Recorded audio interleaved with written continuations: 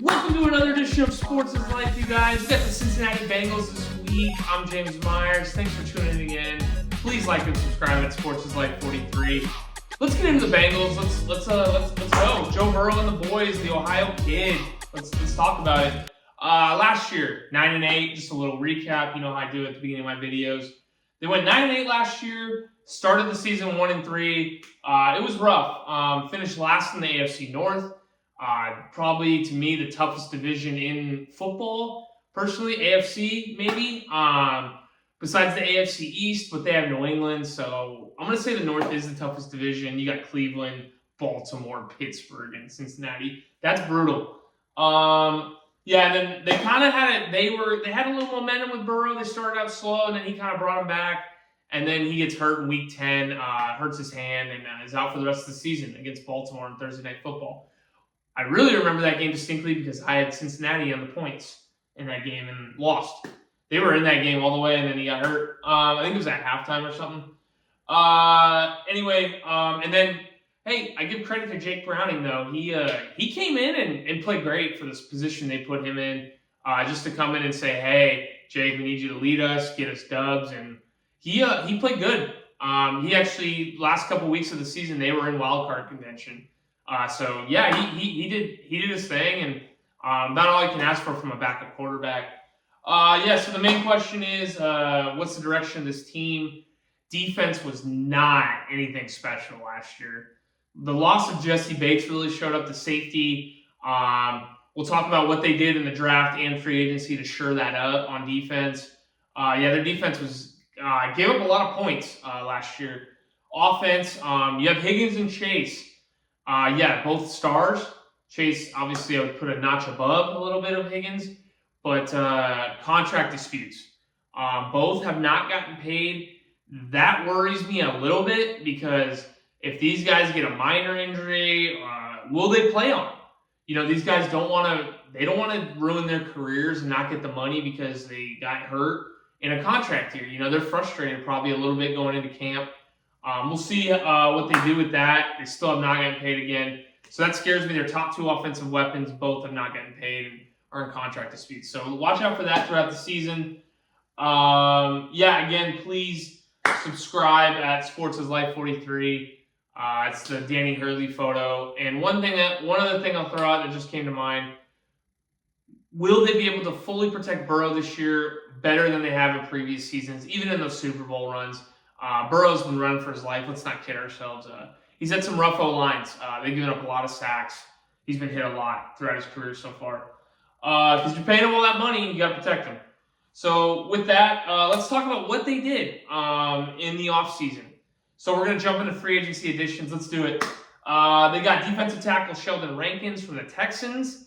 That's a good pickup, I believe. You got to shore up that D-line because it'll prove it. That will lead me to my next point about who they're missing. They got tight end Mike Gesicki, kind of a vet, you know. He's been around with Miami, and he was with New England last year. So kind of bounced around the league, but solid tight end, I think. Good veteran piece. Safety Von Bell, running back Zach Moss, kind of veteran running back from the Colts. And then they got safety Geno Stone from the Ravens. So yeah, again, I mentioned the loss of Jesse Bates. So they signed two safeties in the offseason and free agency to kind of shore that up. We'll see, but you know, Jesse Bates was an All-Pro, so that's how you replace him. He went to Atlanta, of course. He had a pretty good year in Atlanta. And then, so that brings me to my next point. Let's go to free agency departures, talk about this defense and offense and how it looks. They lost defensive tackle DJ Reader, probably their biggest loss in the offseason, signed with the Lions. Yeah, he was a stud for them. So they're definitely going to miss him. Sheldon Rankins is going to have to fill the void for sure. They lost wide receiver Tyler Boyd. I don't think that's that big of a loss. They got other guys, you know, obviously Higgins, Chase, Irwin, the tight end Gesicki. They signed a couple other guys. They got a couple other guys in the draft I'll talk about. They lost defensive back Chidobe Awuzie, signed with the Titans. That's another piece. I think the secondary is going to be very, like I said, with safeties. I think the corner position, too, for Cincinnati is going to be a big question mark going into the season. You don't know what you're getting, so we'll see. They lost offensive tackle Jonah Williams, tight end Irv Smith. defensive tackle Josh Tupu, and offensive lineman Max Sharping, as well as linebacker Joe Bacci. So yeah, again, it's going to be Burrow being protected and the secondary, I think, for this team mostly. Because I think Rankins can do, he probably won't do as good a job of Reader, but I think he'll do a solid job at the D-tackle position. I think it really is just going to come down to can they cover the secondary on defense. Yeah, with that, let's talk about what else they did in the young guys in the draft. Let's talk about the NFL draft. They had 9 overall picks, so they really went heavy in the draft. Their first overall pick, which I really liked, was Amarius Mims, number 18 overall in the round 1, the tackle out of Georgia. You got to protect Burrow. I mean, I just said this a couple of minutes ago. You have to protect him. He's mobile, but he's not super mobile. But you got to protect him. You can't let him get hit. You're paying this guy $50 million a year, I think. So you got to protect your franchise. And then round 2, I like this pick as well. They went D tackle Chris Jenkins out of Michigan. And then this one was surprising how he fell this far. I thought he was better. There were a ton of good receivers in this draft. Don't get me wrong. Round 3, they went Jermaine Burton, the wide receiver from Alabama. I thought he was a solid piece with the Crimson Tide on the offense. And then round 3 as well, they went McKinley Jackson, the defensive tackle at Texas A&M. And then round 4, they went Eric All, tight end out of Iowa. Can't ever go wrong with the tight end out of Iowa. You got George Kittle. He's considered probably the best tight end with Kelsey. And then another good tight end out of Iowa is Sam Laporta from Detroit, who's on Detroit right now, the rookie. He had a good, solid rookie year. So Iowa tight ends are always a good pick. We'll see how he pans out. Josh Newton, the corner out of TCU in round 5. Cedric Johnson, the edge rusher at Ole Miss, round 6.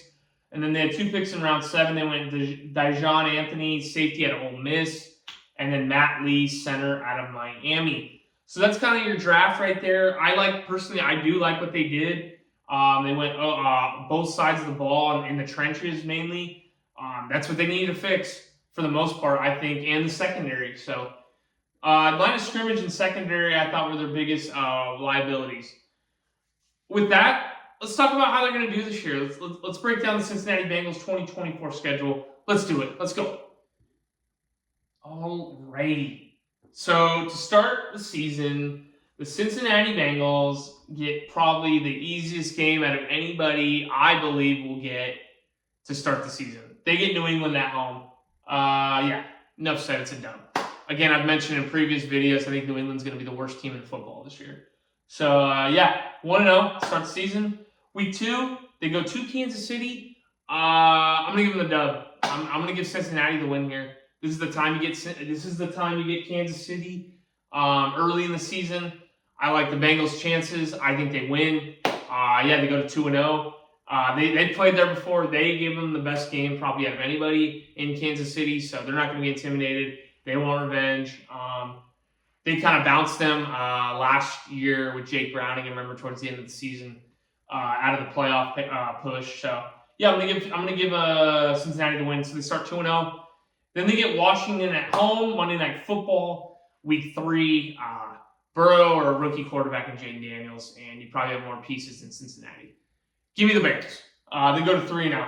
Enough said. Week 4, they go to Carolina. Give me Cincinnati again. Just too much talent, too much offense. I think Burrow can go into Carolina and get a dub. I think, that game, I feel like Cincinnati may overlook them. I think it'll be a tough, gritty, tough, hard-nosed game, but I think Cincinnati pulls it out. So they're 4-0 to start the season. And then this is a stretch where they have some very tough games. Week 5, they get Baltimore at home. I think Cincinnati wins this game. Yeah, I got the Bengals going 5-0 to start the season. I think this is going to be a different Baltimore team. I've mentioned this before in their video that I did. I don't think they're as good as they were advertised last year. Again, I mentioned it. They got a lot of breaks, Baltimore did. They had everyone kind of drop for the AFC North. You had Flacco, Burrow get hurt, and Pittsburgh, their quarterback issues. Kenny Pickett, enough said. So, I'm going to give them the win, 5-0 to start the season.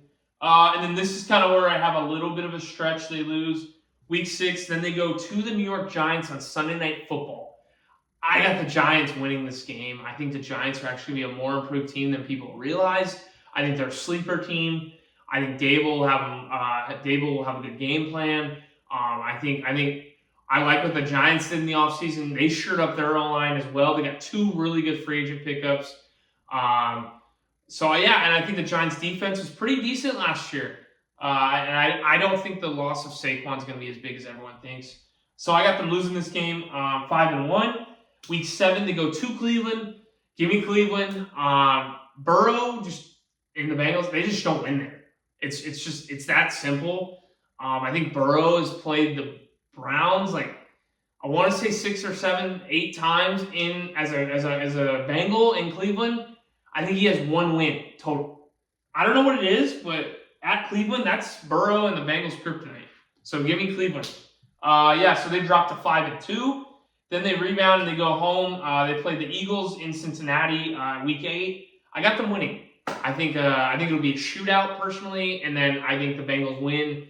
I think they get it done. And Burrow. Enough said. I know Hurts and the Eagles are a good team on paper right now too. I think it'll be a tough game, shootout, but I think the Bengals get it done. I think home field advantage will help too. So they go to 6-2, and then they get the Raiders at home. I was very tempted to give the Raiders this win, just because of Max Crosby. Dude's a monster. But I'm gonna give the Bengals the win. So they go to 7-2, and then week 10 they go to Baltimore on a short week, Thursday Night Football. Last year's game, this is when Burrow got hurt, as I mentioned earlier. I'm gonna give Baltimore the win. I think that's a tough spot. Just a short week after playing so many games in a row. And then you got to go short week at Baltimore, division rival. Because I got them splitting the series. So I'll give Baltimore the win here. So they go to 7-3. And then I got them going to the Chargers next week. I got them losing. I think that's brutal. I think it's a tough stretch. It's a lot of travel. Go to Baltimore, then go to LA. This is a new revamped Chargers team. Obviously, Herbert's hurt a little bit, but I think he'll play. He's tough. I think this will be a better team, and I think Harbaugh will have a good game plan. So I think the Chargers get it done. Then they go into their bye week. So they're 7-4 going into their bye week. And then they get Pittsburgh at home. They're going to have a couple weeks to prepare. Give me the Bengals here. I don't know who I'm going to get in Pittsburgh, obviously, with the quarterback, with Russell Wilson or Justin Fields. Who am I going to get? And then by this time, usually, Pittsburgh, I'm sorry, they're usually banged up by this time. It's just, I think Steelers fans can speak to this. They're usually banged up. So we'll see. But I like Cincinnati at home. I think this is Cincinnati's rebound year. And I think I got this team as one of my Super Bowl favorites. So I got them winning this game. So they go to 8-4 after week 13. Then they go to Dallas on Monday Night Football. I got Cincinnati winning.